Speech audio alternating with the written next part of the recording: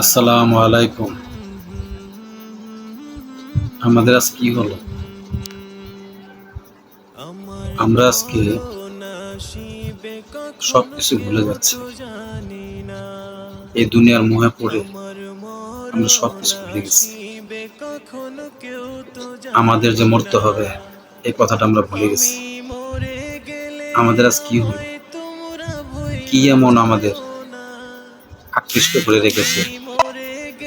কেউ থাকতে পারেনি এই দুনিয়াতে, কেউ দেশে থাকতে পারেনি, সবাইকে এই দুনিয়া ছেড়ে চলে যেতে হয়েছে।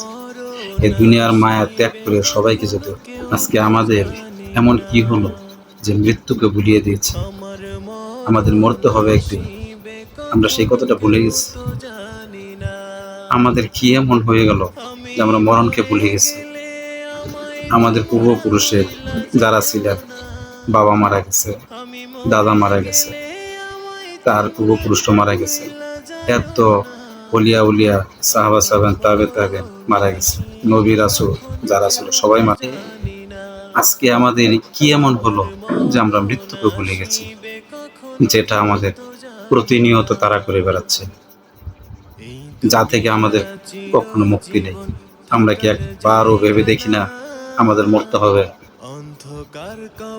আমাদের আশেপাশে যারা অনেকেই ছিলেন সবাই তো চলে গেছে, আমাদেরও চলে যেতে হবে। আমরা কি নিয়ে যাব? সেই কবরে আমরা কি নিয়ে যাব? সেই সামানা কি আমরা প্রস্তুত করতে পেরেছি?